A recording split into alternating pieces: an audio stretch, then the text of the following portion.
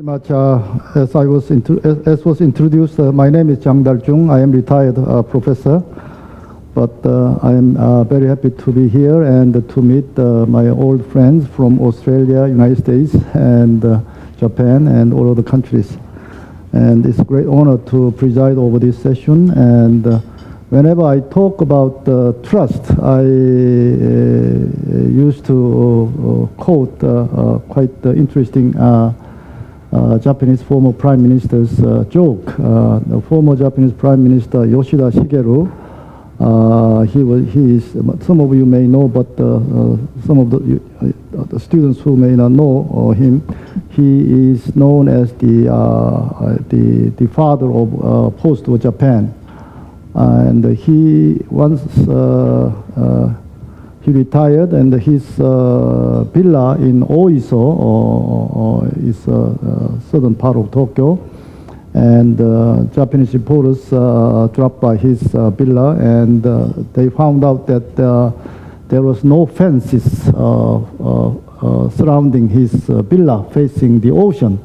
And then Japanese journalists asked, why you don't have fences surrounding your villa?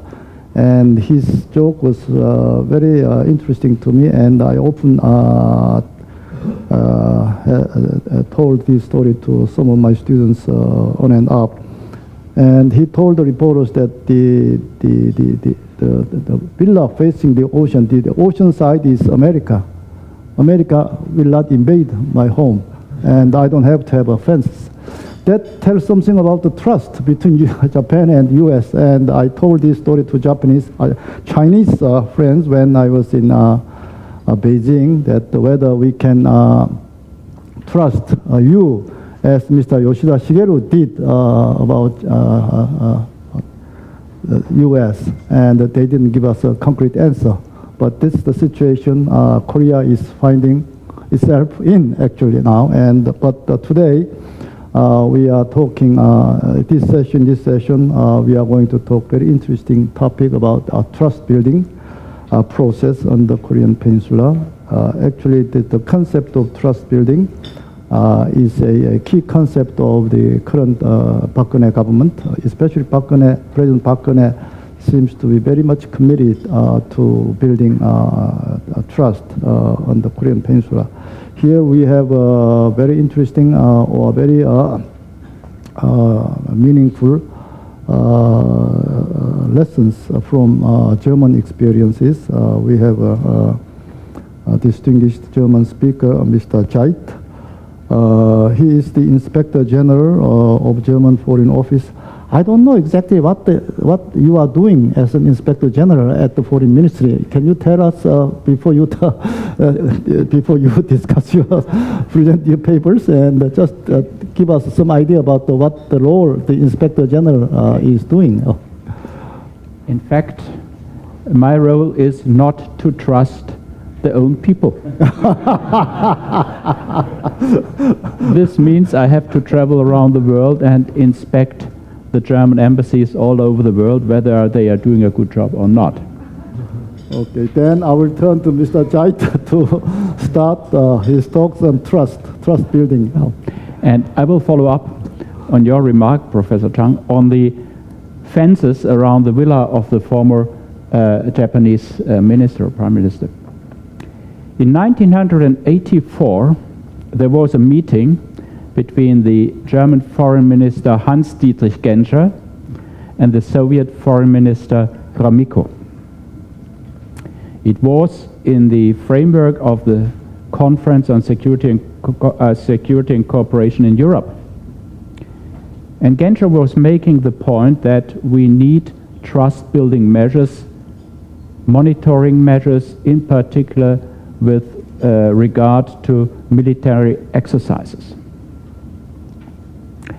And Gromyko was answering, well, I exactly know what you want to do, Mr. Genscher. You want to cut a hole into the Iron Curtain so that your spies can move through and watch our maneuvers and our military exercises.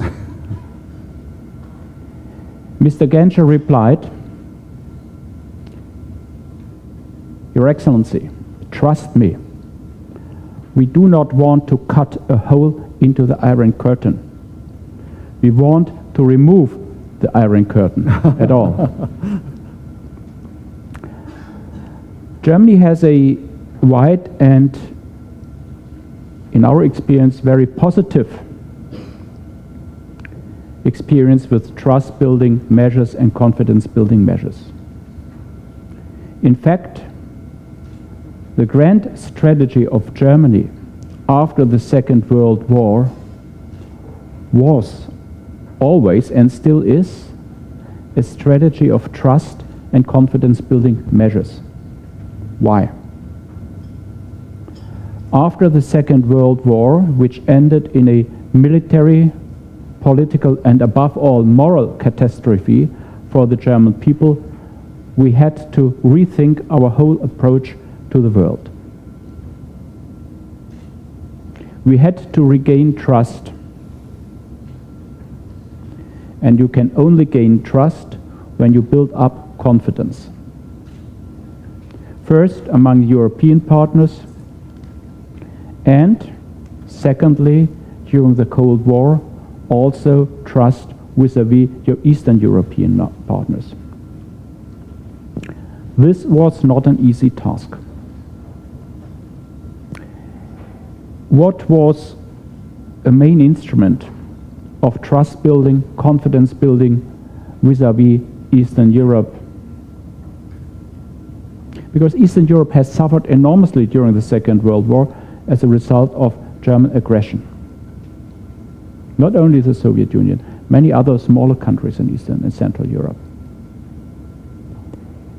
So when the proposal came up to have a conference on security in Europe, a proposal made by Minister Gromyko in the 60s, Germany said, yes, let's have a conference on security in Europe, but don't limit ourselves only to security. We have to introduce another element, namely the element of cooperation. If you focus alone on security, you are losing the dynamic momentum of peaceful change. So finally, it was not only a conference of security in Europe, it became the conference on security and cooperation in Europe. And what were the three main elements? First, security. Secondly, economic cooperation. And thirdly, very important, the human dimension. And we believe in Germany that this process that was started in the 70s, that was laid down in the final act of the Helsinki Conference in 1975, helped to bring about peaceful change in Europe. We were not saying we want the collapse of the Eastern Bloc. We did not say we want the collapse of the Soviet Union. Nobody thought about that. But we thought about confidence building and trust. How can you achieve it in practical terms? First of all, and this might be also a lesson for Korea. First of all, as our Japanese colleague mentioned, until the 70s, arms control negotiations were mostly going on between the United States and the Soviet Union. And they were focusing on the nuclear issue. But conventional arms are sometimes as destructive as nuclear arms. And this is maybe a lesson for the Korean Peninsula. 40 kilometers north of this conference hall, you have the highest concentration of conventional forces in the world, to the north and to the south of the demilitarized zone. Confidence-building measures in the field of conventional armament could be an essential element also for future progress on the Korean Peninsula. What do I mean by this? If you look to the experience Europe has made, there is one document which is extremely helpful, it gives some guidance. This is the so-called Vienna document, within the framework of the Organization of Security and Cooperation in Europe. For example, if you have military exercises, you inform others before it, and you invite monitors from the other countries to be present during your military exercises. This is creating trust, because they believe and they realize that these military exercises are not against them, or if they are against a potential enemy, they are conducted in a transparent way. Secondly, as a regime of on-spot inspections in the conventional field for both sides, for all interested parties. There's a regulation.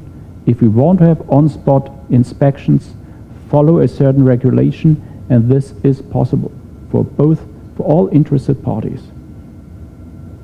In the conventional field, could be very helpful in an area where you have military exercises that often create tensions. The second dimension was, and still is of highest importance, is the economic dimension. For Germany, after the Second World War, it was absolutely necessary to regain the trust of neighbors like France.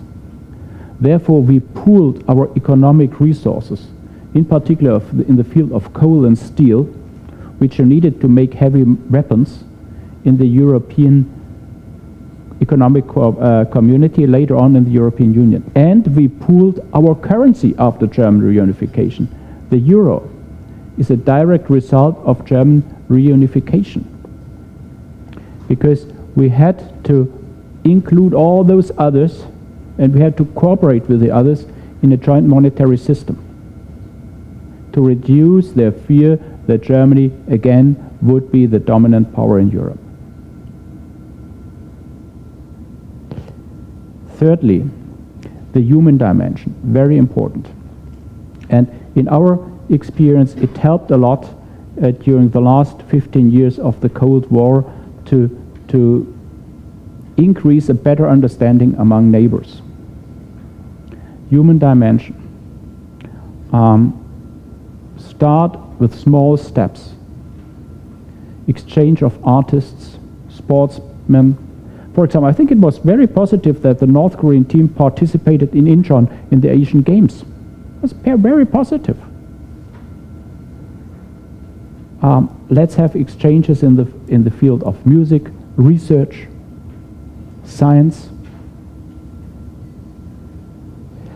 So these three dimensions, the security dimension, the economic dimension, and the human dimension, all could be integrated in a kind of comprehensive, let's call it, strategy. It will be a long-term strategy.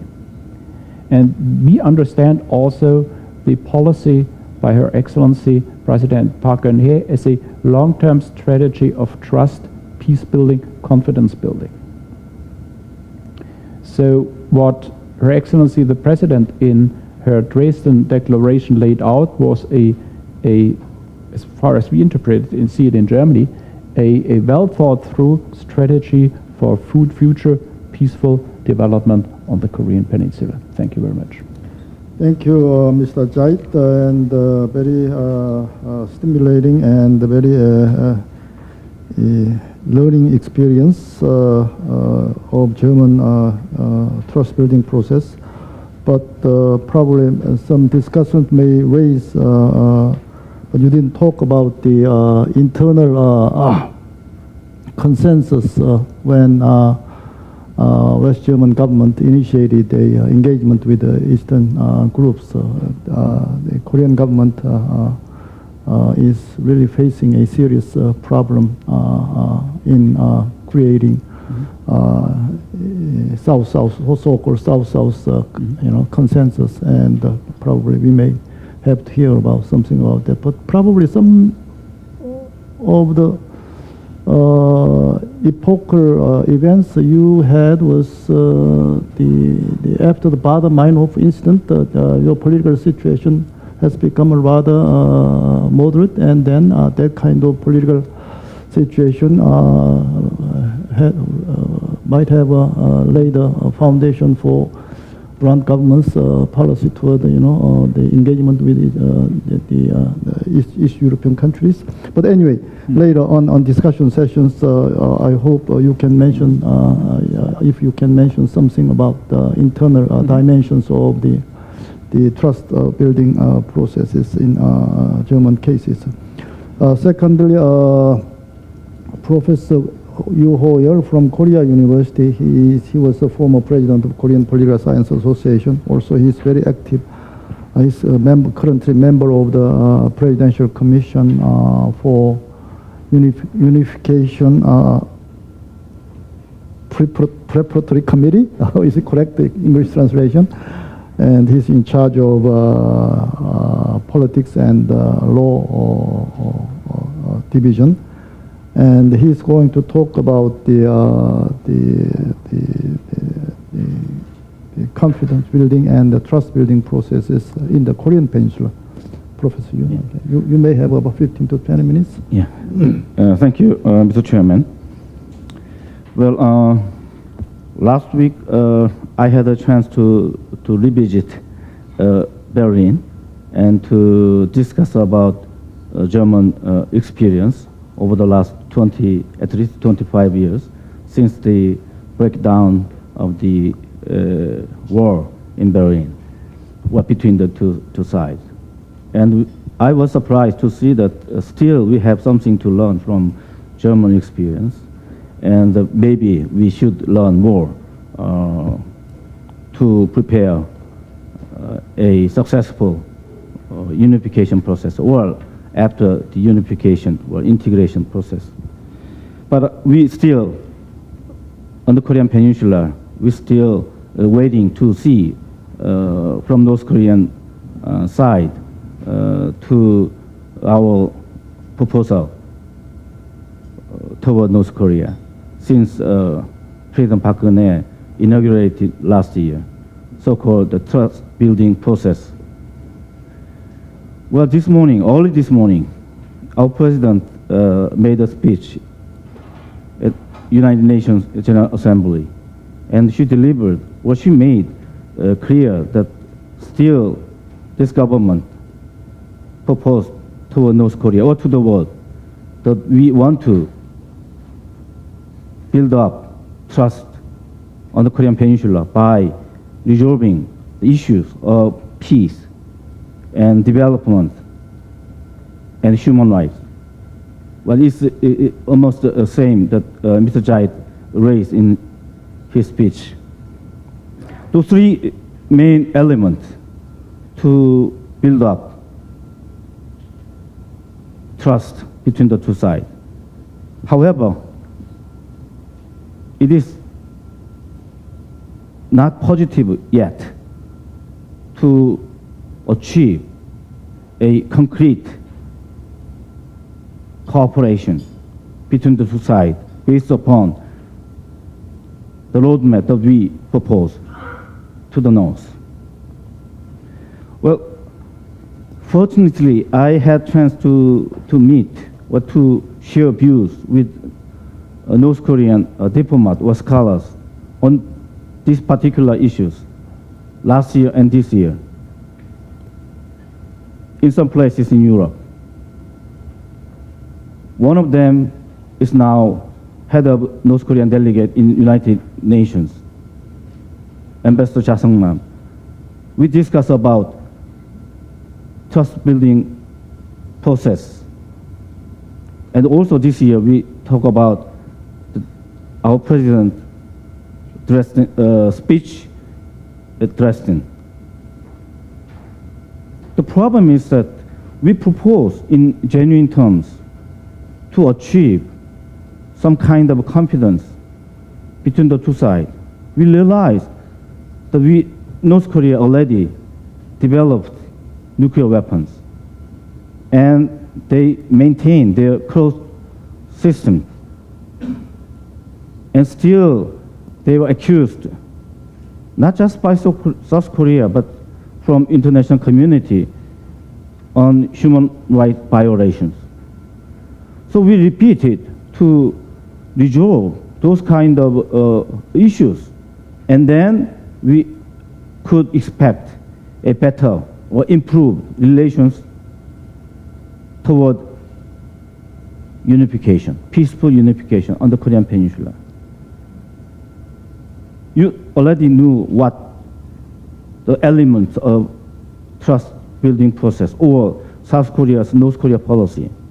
I briefly touched upon those major or key issues or agendas in our policy toward North Korea. But North Korea's reaction or response is still different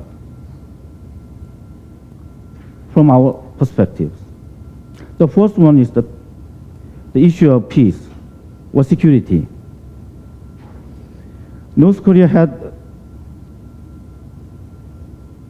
conducted 3 times of nuclear weapon tests.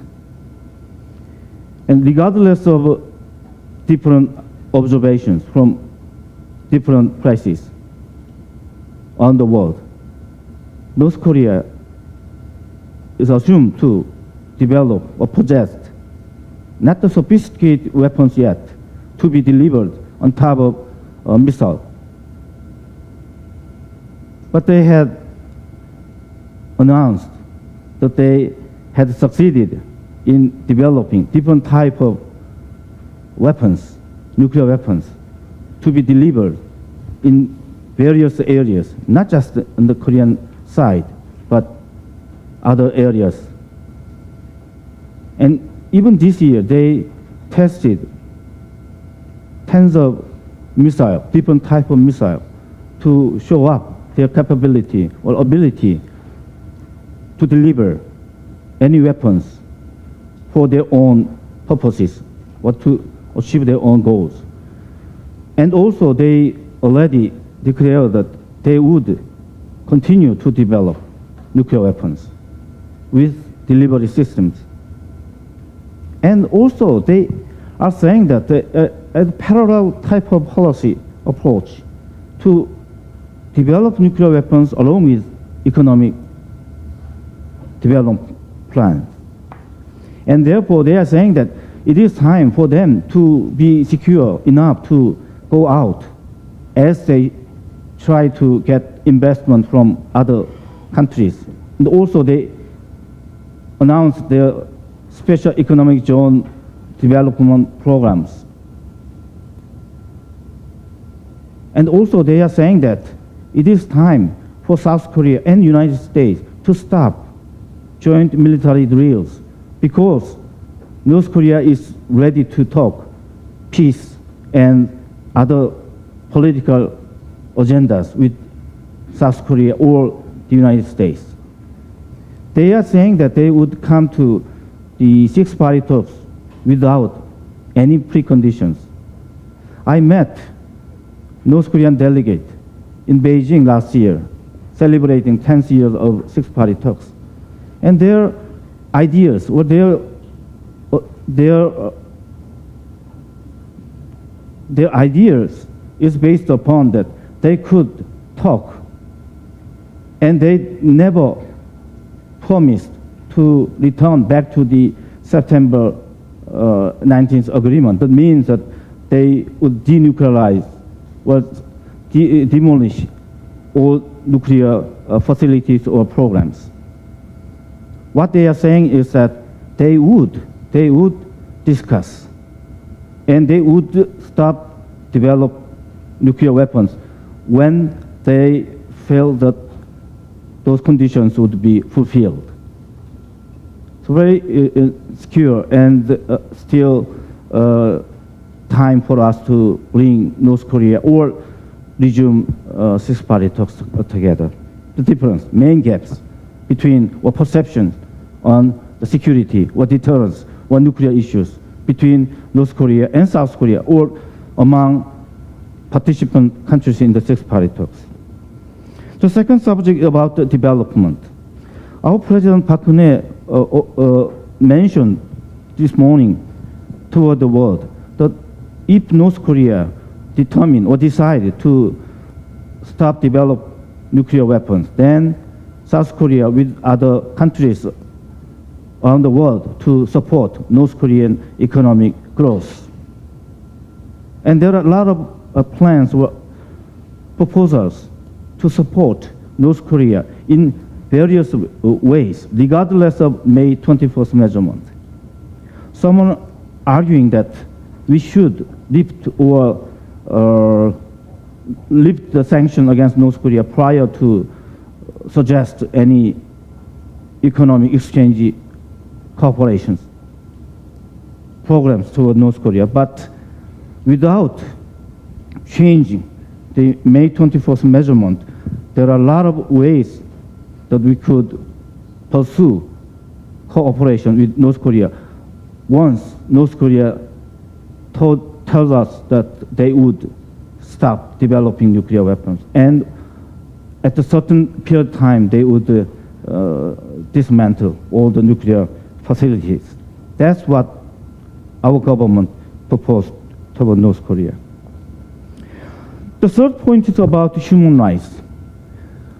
Well, last night some reporter called me that they already got the manuals, well, what our president delivered this morning.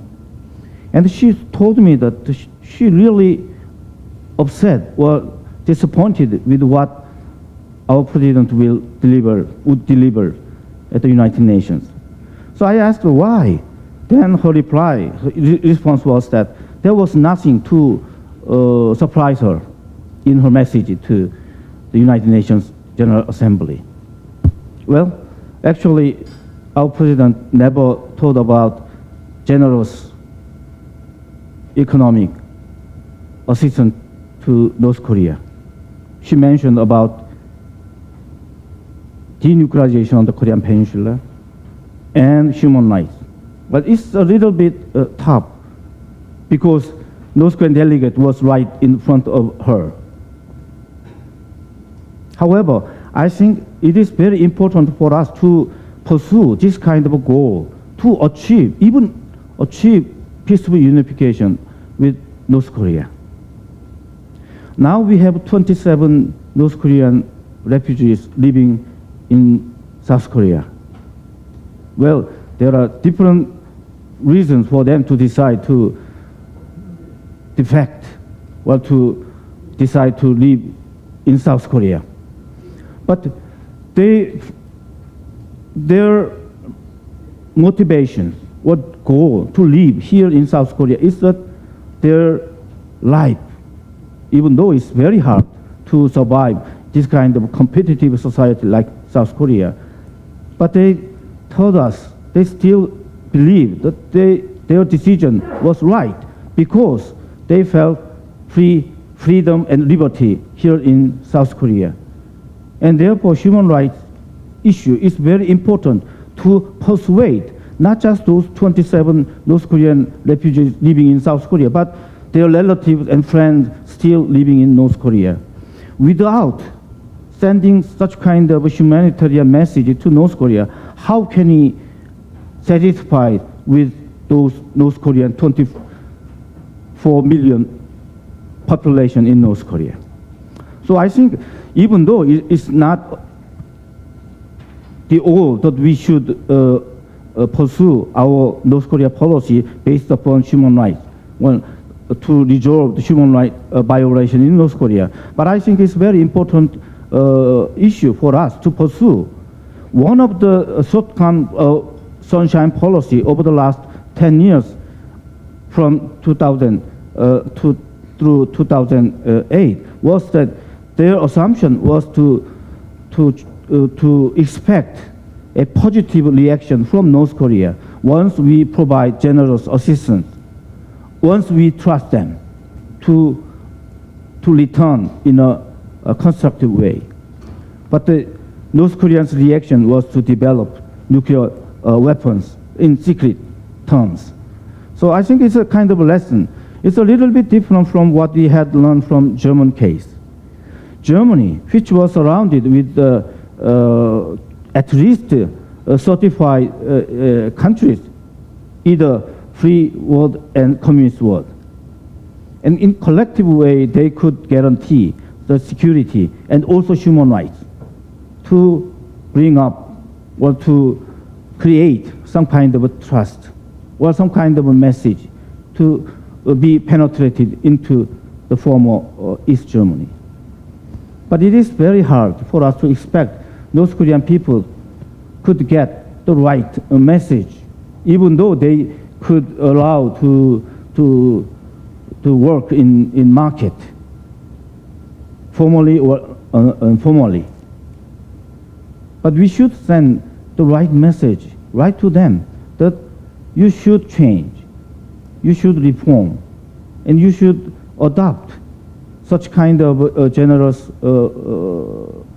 proposal, not just from South Korea, but from international community, to stop developing nuclear weapon. Then the international community, including South Korea, will provide economic assistance or share our lessons or experience to develop agricultural development or other humanitarian side. So that's what our government had been pursued in bringing up or building up a trust with North Korea. So I think it's North Korean reaction, not just to the proposals by our president, but North Korea should realize or understand that it is good not just for their own people, but it's good for their own regime itself to survive, to cooperate, and to learn or to listen to the outside world. I think it's a good chance for them to listen directly from our president in United Nations General Assembly, face to face. And they're always saying that they couldn't trust, even though there was beautiful world. But I think as one of the so-called expert on inter-Korean relations, I think the current government proposal carries some genuine or sincerity to work together. But there are some preconditions, of course. That is denuclearization and human rights. Human rights means not just for the human rights for North Korean people, but it is good for those separate families living in both sides. So both North and South Korean government or regime or leaders should realize this kind of reality and work together, and international community also support such kind of genuine effort to build up trust on the Korean Peninsula. Thanks. Okay, thank you very much, Professor Yu. And as you may know, the ironic situation we are in now in the Korean Peninsula is that it seems like that we are talking about trust, but we don't have any dialogue. Without dialogue, I don't know how can we build trust. Probably we have to talk about ways how to build trust without dialogue, probably. That's maybe the most urgent task we may have at the moment. But Frank Giannucci is here, but I happened to read an article written by Vice President Biden a long time ago, then when he was a Senate delegation to Russia, at that time in the Soviet Union, and they sat down to talk about arms reduction talks. At that time, Prime Minister Kosygin, if I may correct or not, please correct me if I am wrong. Mr. Kosygin said, okay, we have to start with the premise that we agree not to disagree. No, we agree that we disagree. And from that point, the U.S. and the Soviet Union started talks and then built some trust, and then which led to arms reduction treaty. Anyway, we are talking about inter-Korean dialogue, but still no dialogue is on. And today, probably our discussion is about how to promote this kind of dialogue in order to build up trust in the Korean Peninsula. And then with these two presentations in mind, I want to ask our four discussants. First, probably from Korean government, the policy planning Bureau Director General, Mr. Kim Kiwoong, you may have some thought on this kind of government policies, and why don't you start with? 지금까지 말씀하신 거에 조금 보충해서 취지하고 어려움이랄까 저희가 하려고 하는 것에 대해서 좀 명확하게 해드릴 부분이 있는 것 같습니다. 박근혜 정부가 왜 신뢰를 그렇게 강조하고 있는가 이렇게 질문을 하는 분이 계십니다. 제가 이 남북 대화 통일 업무에 한 25년 이상 그동안에 많이 해왔고 북한과 협상도 많이 해봤습니다. 근데 1971년에 남북 간의 대화가 처음 시작됐습니다. 지금부터 한 44년간 남북 간의 대화를 했는데 대화한 횟수가 630번 정도 됩니다. 630번인데 그 중에 정상회담이 2번이고 총리급 회담이 10번, 장관급 회담이 아마 셀 수 없을 정도로 많습니다. 국방장 회담을 포함해서 그렇습니다. 합의서가 몇 개냐 하면은 230개 정도 됩니다. 이걸 이제 달로 계산해 보면 한 달에 한두 번 남북의 당국자가 만나서 협상을 했고 2달에 한 번씩 합의서를 만든 겁니다. 그 합의서에 대해서 다시 말씀드리면은 같은 합의도 많이 했고 큰 합의도 있고 작은 합의도 있습니다. 그런데 지금 시점에서 70년대, 80년대, 90년대 이런 지금의 남북 관계를 비교해 보면 정확하게 개성공단이라는 게 하나 있다는 것 외에는 정치적으로나 군사적으로나 다른 여러 가지 면에서 과연 무엇이 바뀌었느냐. 관계, 아까 오전에 장관님이 얘기하셨던 그 근본적 관계가 무엇이 달라졌는가라고 저희들이 묻게 됩니다. 그러면 그렇게 많은 회담을 했고 그렇게 많은 합의를 했는데 동서독보다 더 많은 회담을 했고 합의를 했는데 왜 지금 남북관계는 이런 상황이 있느냐. 아까 개성공단이 하나 있다고 했지만 달라진 것이 또 하나 있습니다. 북한이 핵무기 개발을 했고 거의 완성 단계에 와 있다 하는 것이 또 다른 중요한 차이점입니다. 저희들은 그 부분을 고민하고 있습니다. 중요한 것은 또 대화를 해서 10번을 했든 앞으로 20번을 하게 되든 또 합의서를 30개를 만들느냐 만들지 못하느냐가 중요한 게 아니라 하나의 합의서를 만들든 한 번의 대화를 하더라도 그것이 지켜져서 앞으로의 남북관계가 지난 40여 년의 남북관계와는 조금 다른 길을 가야 되겠다. 그러니까 통일을 향해서 조금씩 다가가는 관계가 돼야 될 것 같다. 그것이 되게 시간이 걸리고 늦을 수도 있겠지만 그것이 올바른 길이다라는 생각을 하고 있습니다. 또 하나는 지금 독일 우리 자이트 대사님이 얘기를 하셨는데 우리 신뢰 프로세스를 하고 나서 1년 반 정도 지났는데 북한이 호응을 하지 않는다. 성과가 나오지 않는다. 이렇게 해서 과연 무엇을 할 수 있겠느냐. 이런 비판론들이 있습니다. 근데 먼저 독일하고만 비교를 해봐도 독일도 굉장히 어려웠다고 하지만 첫째는 국제정세 측면에서 독일이 그 일을 할 동안에는 냉전이 허물어가던 시기, 사실상의 냉전이 끝나는 시기의 국제정세, 그리고 유럽이 하나의 공동체를 이루어가던 아주 좋은 유럽의 통합 속에서 독일이 동서독이 서로 통합을 모색할 수 있던 시기였다. 그리고 동서독은 분단 이후에도 많은 교류 협력이 민간 차원에서 이루어졌고 어느 정도의 공감대, 동질성들을 유지하고 있었다. 이런 장점이 있는 반면에 남북은 지금 상황에서 보면 오히려 유럽보다 훨씬 문화적으로나 정치적으로나 주변국들의 입장에서 어떤 화합보다는 갈등적 요소가 많은 유동성이 훨씬 커지는 국제정세 상황에 있다. 그리고 남북은 서로 전쟁도 했고 정확하게 교류 협력이 그렇게 꾸준히 지속적으로 이루어지지도 못하고 있다. 이런 점에서 보면 남북 간의 신뢰를 쌓는다는 작업은 그렇게 간단한 일은 아니라고 생각을 합니다. 그러나 중요한 것은 그것이 가야 할 바른 길이라는 것은 저희들이 생각을 하고 있고요.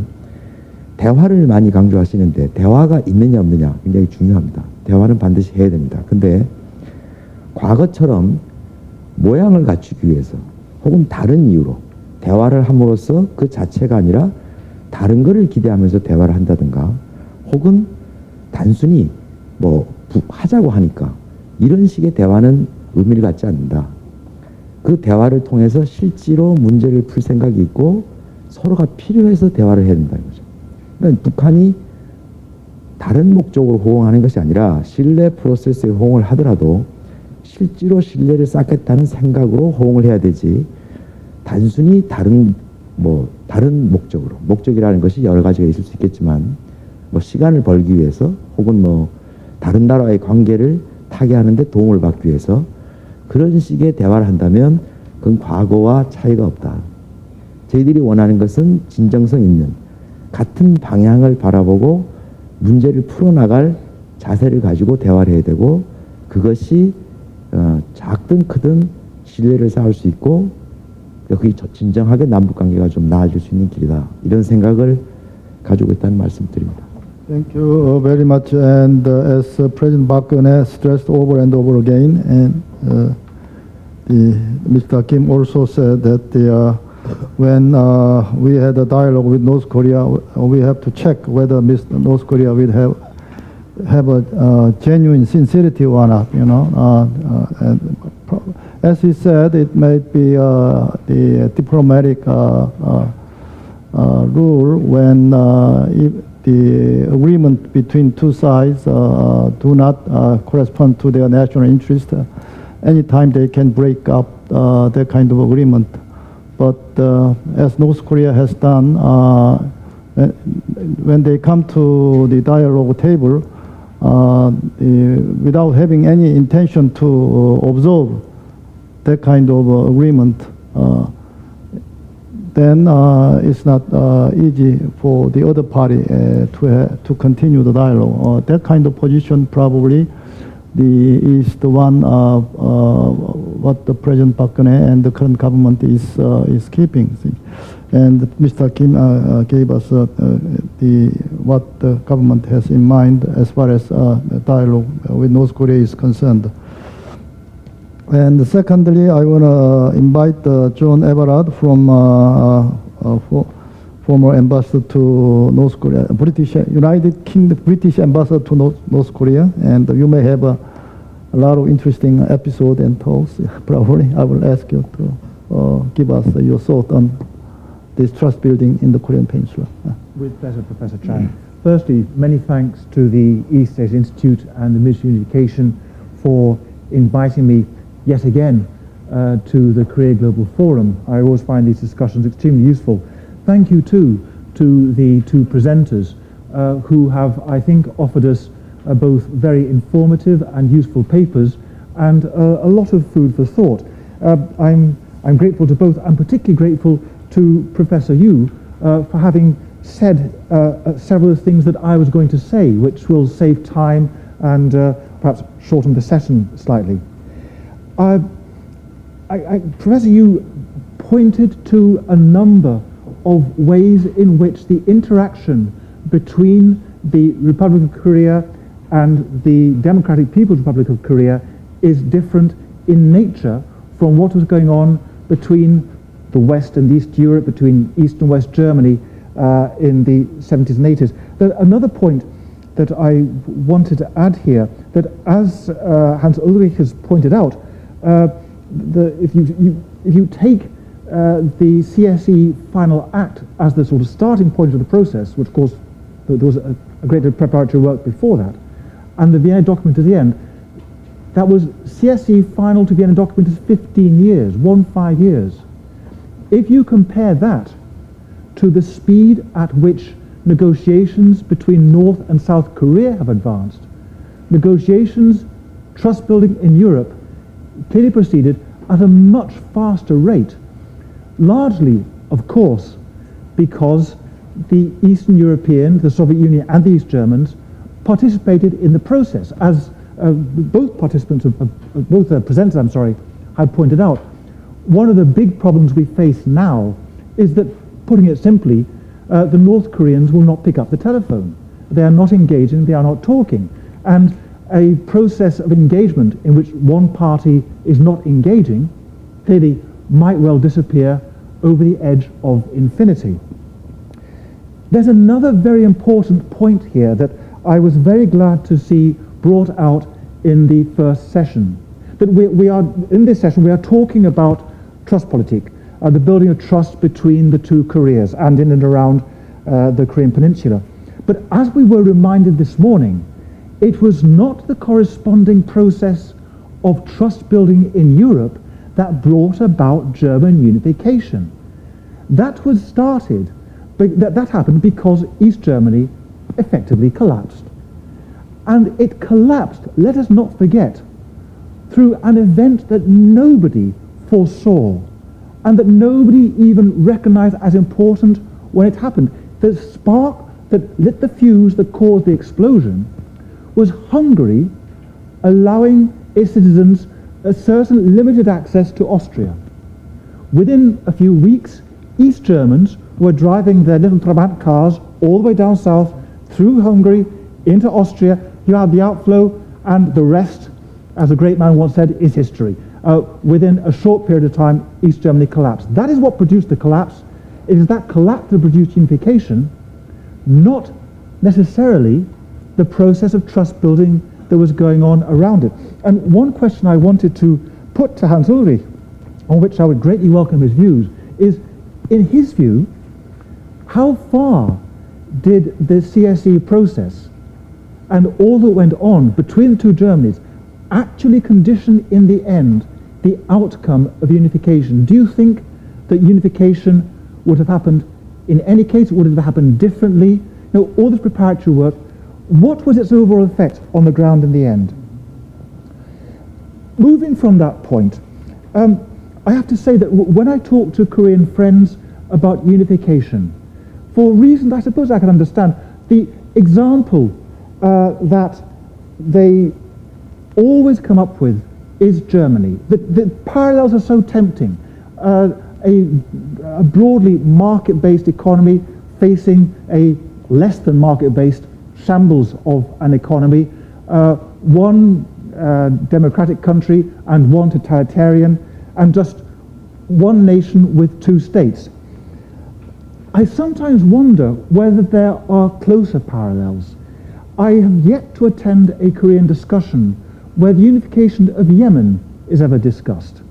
If you're looking for a process of discussion that actually led to a unification, Yemen is not a neat example by any means, and I won't take everybody's time discussing how the PDRY came to be absorbed into the unified Yemen in the end. But it is perhaps a closer example of what I understand President Park is trying to achieve than what actually happened in Germany.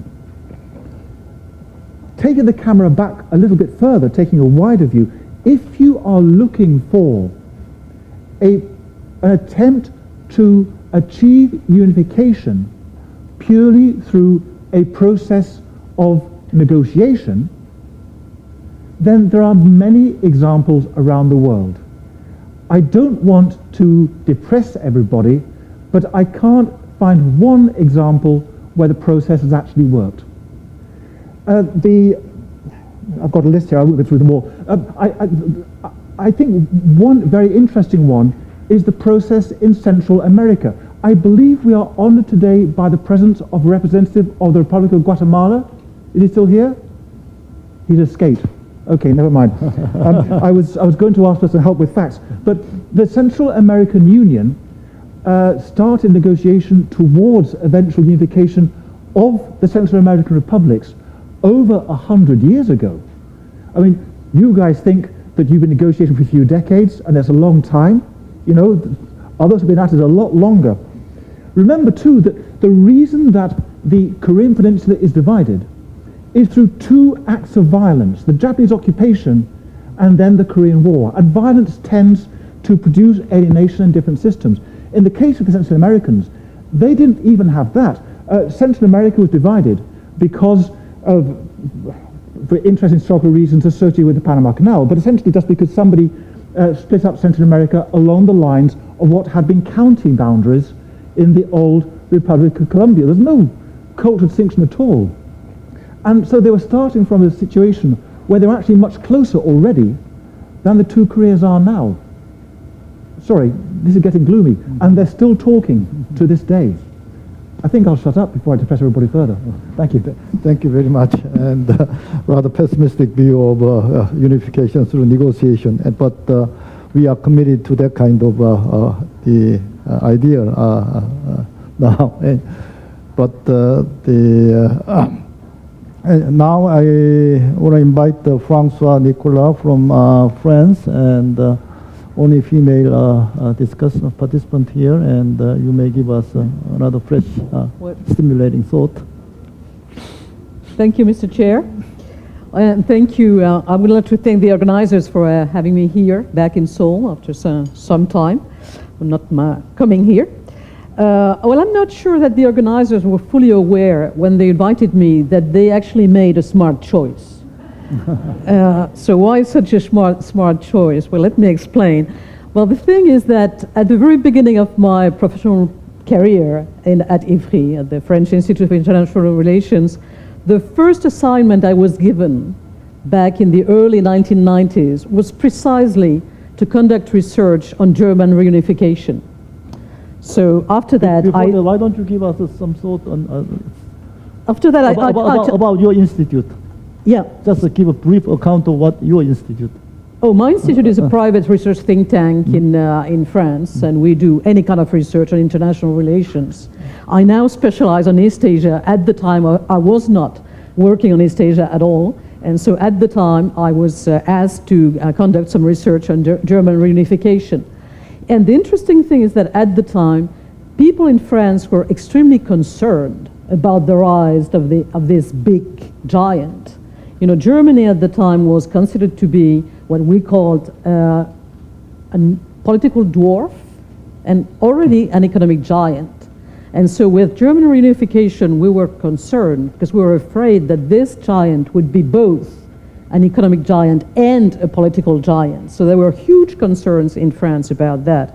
And so I was asked to examine what was going on in Germany and whether Germany would become indeed a giant in all aspects.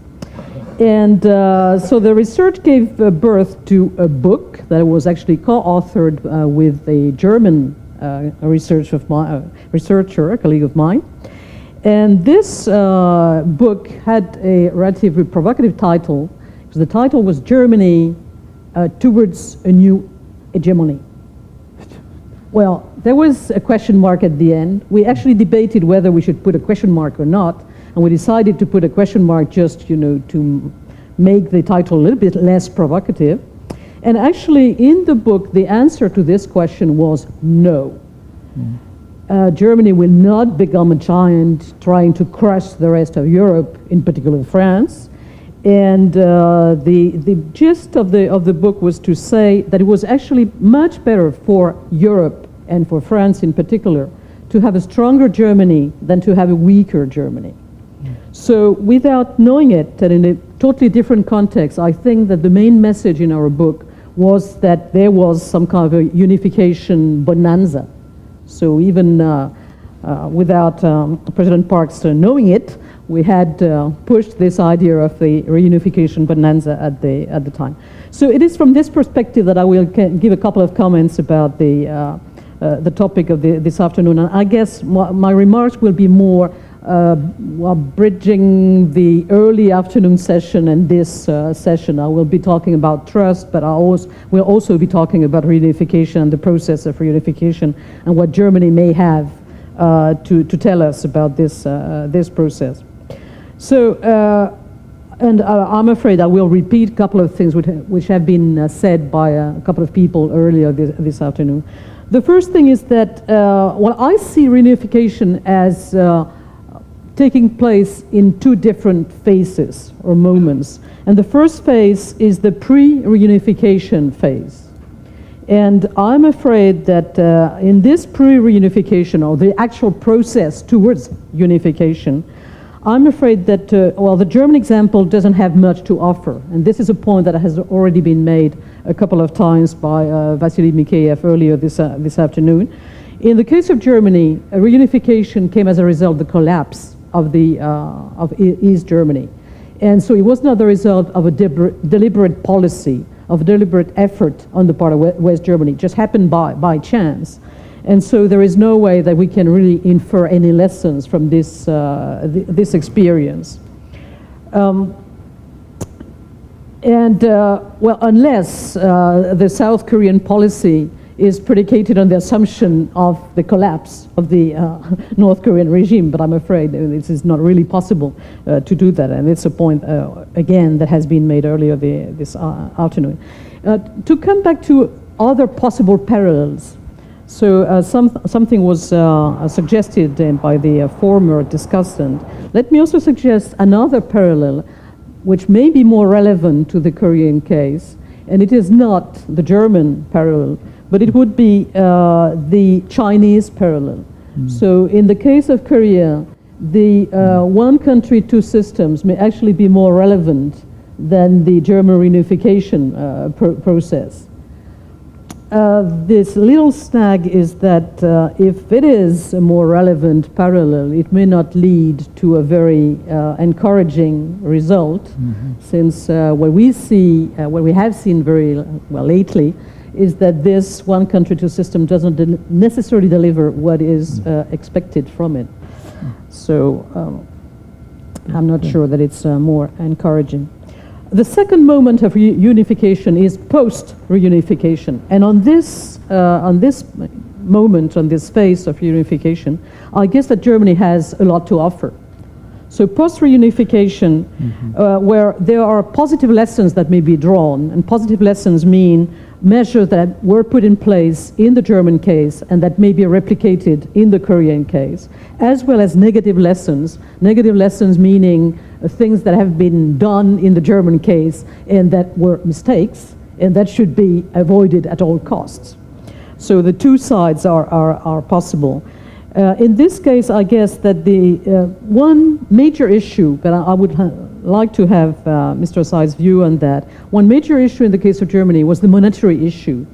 And I'm not too sure that the choice that was made was the right one. So it may be a tricky one. And in the case of Korea, this monetary issue will certainly pop up if ever there is a reunification. And that may be a tricky choice. So I guess, or I would advise, I would suggest, to examine the German experience very closely in order to perhaps avoid the same mistake if it was a mistake, and I would love to have your view on that. But anyway, a closer look at the German experience will certainly help structure the discourse in Korea on the unification bonanza. If you look at the German case, you may highlight the good sides, the positive aspects, and so it will help structure the whole discourse on the part of the government. There is another interesting thing about the post-reunification process, and it is the fact that at the end of the day, you may end up with what I may call, a bit bluntly, second-rate citizens. And this is something that should be avoided. So I don't know to what extent, I may be blunt, I may be, again, a little bit provocative, I don't know to what extent today, in today's Germany, some citizens still feel that they are slightly different. I'm not too sure that even after 25 years of unified Germany, all Germans really feel the same. I don't know, that's a provocation. So I would like to hear your view on that. But if it is not the case, then again, it is something that has been, kept in mind, and this does not make the whole process very easy. Just one final point, perhaps, because I've been too long. It's one point that was made by Mr. Zeitz earlier, and it's the case about the point about economic cooperation that is the very basis for building trust. So I'm coming back to the trust building thing. And economic cooperation is certainly a major factor in building trust. But in the case of Korea, the problem is that there doesn't seem to be much goodwill on one side. And so you may want to engage in economic cooperation, but if there is no strong will on the other side, this economic cooperation may not deliver the result that you expect. And that brings me to my very last point about trust. I think that the problem in Korea and in Germany is, well, the problems are very different. In the case of Germany, the point was to create trust vis-à-vis the other partners within the region facing this new unified Germany. In the case of Korea, the trust building problem has to do with the guy on the other side of the border. It's not, the trust doesn't have to be created with the others in the region. The trust has to be created with the partner in the negotiation. And this is the really tricky part. And again, I'm afraid that on this point, there is not much that the German case may offer. Yeah, Thank you. Thank you, Ms. François Nicolas. And probably, as you said, we may have to broaden our perspective on unification parallels beyond Germany, not simply limit ourselves to Germany. But you may have to know that, when I was a college student, Great Britain and the United States are the only model countries. Party systems and the politics are the one, and also economic development model. But these days, American politics is terrible. It's much worse than Korean politics. And also Great Britain, as you happen to see that there was a Scottish independence movement. We want to see that kind of independence movement there. And Germany all of a sudden emerged as the model country for our, not only political unification, but also our economic model as well. And during the presidential campaign, the President Park Geun-hye came up with the idea of economic democratization. That has probably created a large reservoir of supporters.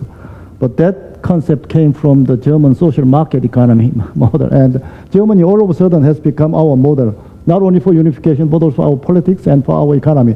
That's the thing, and we have to think about. But as you suggested, probably we may have to move beyond Germany for our unification. And finally, before I would ask our final discussant to make a comment, I want to ask the floor to give questions and these kind of things before our last discussant made the comments. And lastly, Kiwoong, Trolaya, and Ruski Mir Foundation from Russia. Okay, I want to ask you. Thank you, Mr. Chairman, and first of all, I must thank the East Asian Institute and Minister of Unification for having me here again at this prestigious forum. As well, half of my life was spent in North and South Korea, so I think it's a particular pleasure to speak again to such an interested audience, and also it's an advantage to speak the last, because I don't have to repeat what others have said, to which I agree, and I can spare my time by naming only a few things that I disagree with, and these are the notions of, well, forthcoming collapse of North Korea, and that would be the only way for unification, or the notion that North Koreans may denuclearize prior to any benefits they get, and this is a precondition for any dialogue. Well, trust building is a good process, and I like the term.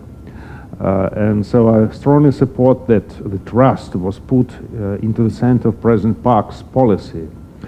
However, you should try to understand what's the purpose of this process. If you mean that trust building is making North Koreans trust you and not necessarily trust North Koreans, you won't get very far. In case you want to change your partner's mentality or to change your partner's point of view without giving some compromise, you won't get there very far either. So whenever I hear a formula or in a sentence that North Koreans must or should do something, I don't listen any further. You have to understand your partner and take into account their views, to accommodate them, not trying to make them change them. Because, well, 70 years of Korean division shows that just gives no result. I have no sympathy or particular affection for North Korean regime. I'm just realistic and knowing that you cannot depend on just words and proclamations alone to get any result. And to get some results, you have to really try to understand your partner. You may like him or not, you may trust him or not, but you have to understand him. How can anybody be serious by suggesting North Koreans first to sincerely underwrite the denuclearization and then talk? Well, this is a non-starter. Is demanding at this stage denuclearization as a prior step. It's like, talking to a Muslim, demanding first you change your faith and then we will talk and you will get a lot of benefits. So this is something that won't get any far. And the problem is that the concepts of unification or dialogue in North Korea and South Korea at this point of time are asymmetric. Well, North Koreans, some part of their establishment, military establishment, they might still cherish a dream of unifying Korea by their control, of occupying South Korea.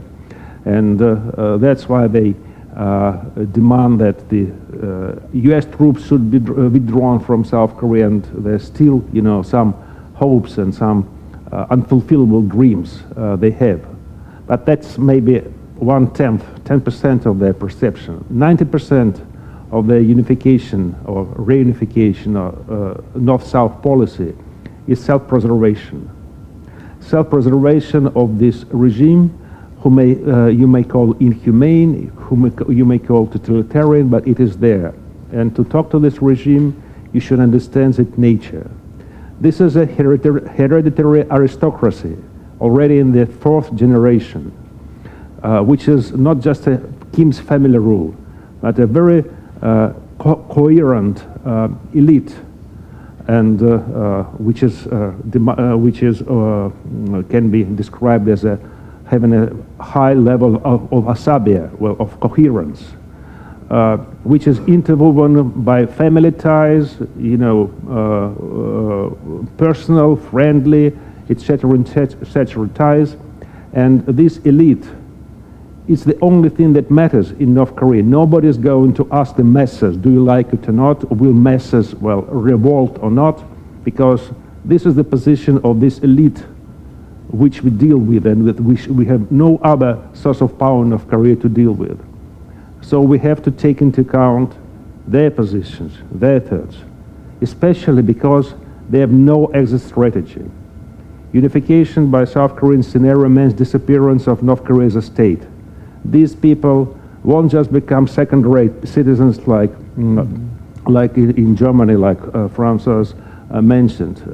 They would have to, to disappear. They would have to, just many of them will be tried and maybe sentenced. Some of them will just lose everything.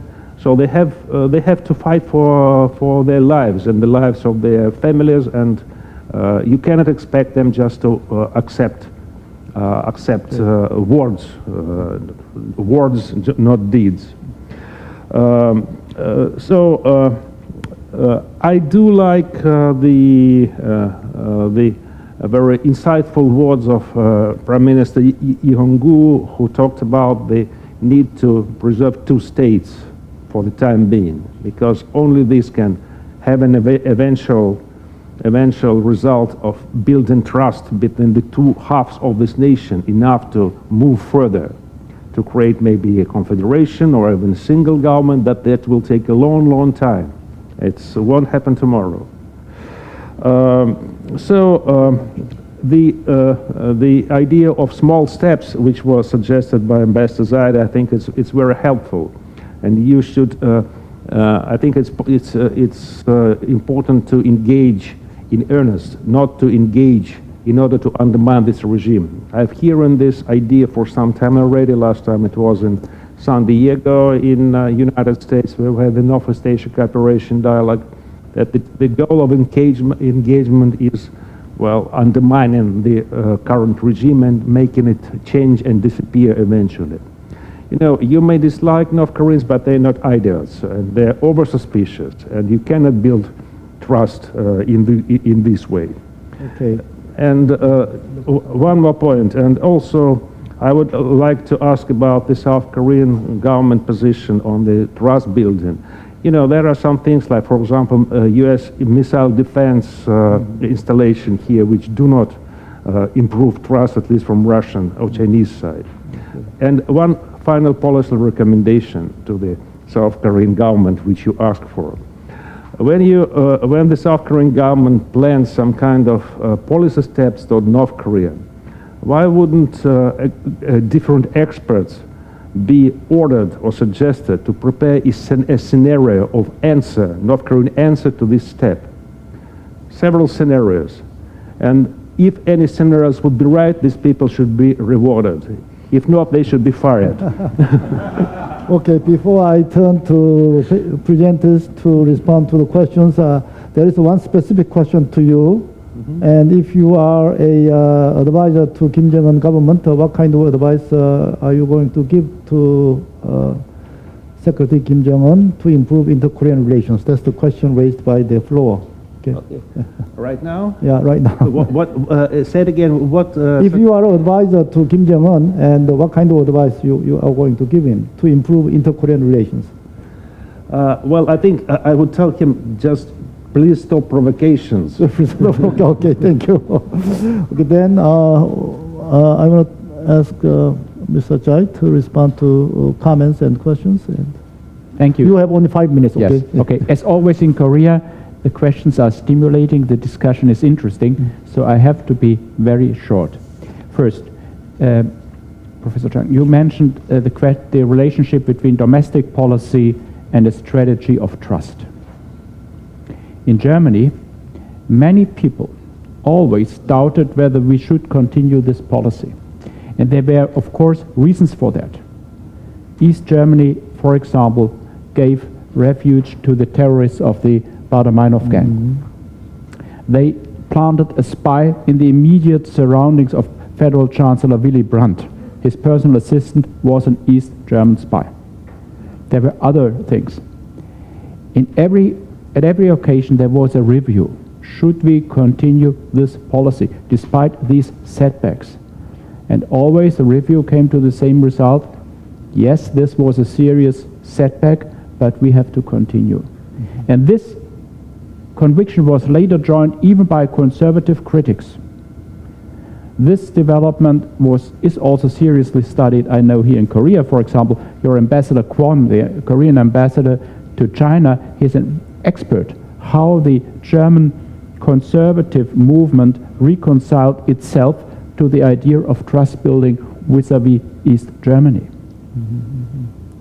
We were not naive. We knew that the other side was very serious about undermining us. But nevertheless, we stayed the course. Secondly, well, about post-unification secondary citizens. Well, I'm not complaining. Our federal president, he's an East German Protestant. Our federal chancellor is an East German lady. I'm also daughter of a Protestant pastor.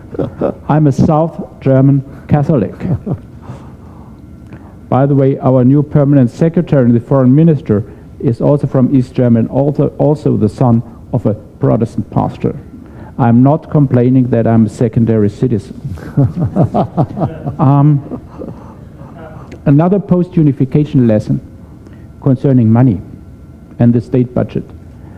The last time we had in West Germany a balanced budget was in the year 1969, 21 years before reunification. The first time we will have a balanced budget after reunification will be next year in 2015, 25 years later. So it's possible. It was possible 21 years before reunification. It's possible 25 years after reunification, and we'll hope that it will stay also in the future like this.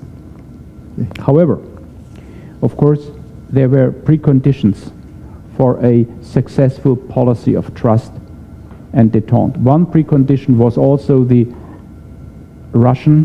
Soviet-American détente, starting in the 60s and then again regaining momentum after the Reykjavik meeting between Reagan and Gorbachev. This was important, but it was also important that we all had regained the trust of the leadership in Moscow and in East Germany. In particular, in East Germany with regard to their own political future. The communist leadership in East Germany knew that they were facing trials after reunification, and some of them were condemned for several years of prison. Not all of them, but those who committed crimes, yes. The others, they lost their power, but they continued to live as German citizens and not as secondary class German citizens. Pensioners, as a pensioners. Huh? And for me, the most moving event this year was on the 13th of August 2014 in front of the Brandenburg Gate. The 13th of August is the day when the East Germany erected the Berlin Wall. And on August 13th, 2014, a group of Korean bikers took their bikes and started a ride to Korea.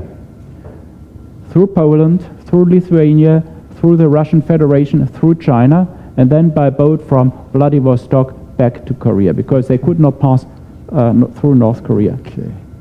And he who was sitting in the first line of the invited guests, it was Hans-Ulrich, the last communist prime minister of the GDR. So afterwards, I went to him and said, Mr. Moderator, thank you for being here with us. He said, of course I'm here, because I believe that in the end it was a success, and I also hope that one day Korea will follow the path of Germany. Okay. And he's still a member of the successor party of the Communist Party. Okay, thank you very much. Well, I have a couple of questions and comment on my argument.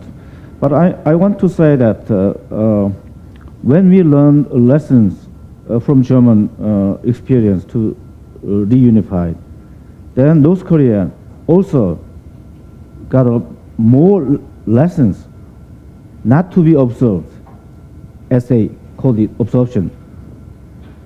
And therefore, I think it is not easy for us to follow what German had made to bring about so-called revolution in East Germany, to want to reunify their fatherland. So I think it's correct that John said that it is not a negotiation, but it is the collapse. But it is very difficult. It's almost impossible for us to expect collapse of North Korean regime at this time, because they already developed their nuclear weapons to defend themselves. And also they still maintain their brutal totalitarian systems. They still maintain their prisoners camp. As we had observed last year, that even the second man, Jang Sung-tae, was executed. Even he supported his new leader, Kim Jong-un, for his heart. And therefore, I think it is time for us to think about how to encourage North Korean people to get new information and new ideas in the case of process of improvement of inter-Korean relations, and also in after the unification itself. So I think the pressure against North Korean regime is one thing, and to provide some motivation for North Korean people to change their own system is another. So inter-Korean relations maybe lead to unification, but it is not exactly the same. As we had seen in the poll among South Koreans, more young generation, more young people in South Korea, they do not want to care about unification itself. And therefore, I think one of the reasons why President Park Geun-hye mentioned early this year that unification might be a bonanza. It's not just for taking North Korea, absorb North Korea, but it is a kind of a motivation for our young generation in South Korea to work for the unification, because it could be a good thing for them in the future. And also, the final point is that we should, well, according to some questions about it, we could maintain May 21st measurement or sanction, not just because we hope or expect the North Korean leader or elite to follow or they just give up their own privileges, but it is kind of a hidden, unexpected effect that we would observe this time. As we have seen in the past, when we provide a generous assistance to North Korea, it's just good. Well, actually, we provide fertilizers or grains to feed North Korean people in general, but it gave some power for the regime itself because they control the material to distribute. So therefore, most North Korean refugees here in South Korea oppose to provide generous assistance to North Korea. And also, according to the sanction against North Korea by South Korea or international community, so we now see the market economy inside North Korea. Well, of course, North Korean leaders would not want to see that kind of things. They want to maintain their own system, planning economy, and some kind of totalitarian system itself, dynastic system. But because of the sanction, they had to allow reluctantly to see the operation of market. And I think it's a good positive or signal for us to see certain changes, certain new sharing of information among North Korean people. So we could expect that kind of a hidden effect or unintended consequences of our policy toward North Korea. Okay, thanks. Professor Yu, I am under serious pressure from the organizing committee to finish our discussion 5 minutes to 5, and there is some questions about the current government's North Korean policy, and Mr. Kim, you can give. 그 질문하신 거는 두 간단하게 개인데, 좀 답변해 주세요. 예, 간단히 대화를 뭐 신뢰 프로세스 좋고 대화를 해야 되는데 북한이 응하지 않는데 어떻게 할 거냐, 뭐 이런 질문, 예, 이런 질문이신 것 같습니다. 간단히 말씀드리겠습니다. 기본적으로 저희들이 말하는 신뢰 프로세스를 굉장히 어렵게 생각을 하고 있는 것 같은데, 간단히 말씀드리면 약속을 지키면 됩니다. 약속을 지키면 되는 것이 신뢰 프로세스입니다. 근데 이게 뭐냐, 북한한테 어떤 조건을 얘기하고 있는 것도 아니고 뭘 하라고 하는 것도 아니고, 대화에 나와서 얘기를 하고 자기들이 하겠다고 한 것은 지키면 됩니다. 근데 지금까지 안 된 게 아니라 개성공단이 중단되었을 때, 작년에 4월에 중단됐는데 협상을 했고, 저희들은 만약에 북한이 저희들에게 약속을 하지 않았다면 재가동이 되지 않았을지도 모릅니다. 당시에 북한은 제가 수석대표로 나가서 했지만 분명히 약속을 했습니다. 어떤 일이 있더라도, 어떤 정세 변화가 있더라도 자기들은 앞으로는 개성단이 잘 될 수 있도록 협조를 할 것이고 피해에 대해서도 보상할 것이고, 이런 약속들을 했죠. 그러면 지금 가장 북한이 보여줘야 될 첫 번째 중요한 것 중에 하나는 약속한 거를 지키는 겁니다. 약속한 걸 지키면 우리도 북한에 대한 믿음이 생기는 것이고, 또 그 과정에서 북한도 우리를 믿게 되는 것이고, 약속을 안 지키면 믿음이 아니라 이제 불신이 생기는 거죠. 그러니까 지금 현재 약속했던 것들이 잘 되고 있는가 하는 것이 저희들은 중요한 가늠자로 보고 있다. 그리고 미래에 어떻게 될 것이냐, 1년 반인데 3년 다 가면 어떡하냐 하는데, 어떤 분들은 어두울 때, 이렇게 어두운데 언제 해가 뜰까 하고 걱정하는 분도 있고, 어떤 분은 되게 어두울 때 해 뜨기 직전이 가장 어둡다라고 생각하는 분도 있습니다. 지금 저희들에게 필요한 것은 조급해하기보다는 조금 인내심을 갖고 일관성 있게 우리의 원칙을 좀 지켜나가는 게 필요하다고 생각을 합니다. Thank you. And must be a lot of questions and comments in the floor as well as among our participants, but organizing committee asked us to finish 5 minutes to 5 because they may have another event immediately after this session. And once again, thank you very much for your presentation and discussions, and also participation from the floor. I, as a chair of this session, once again I appreciate your cooperation and attention. Thank you very much.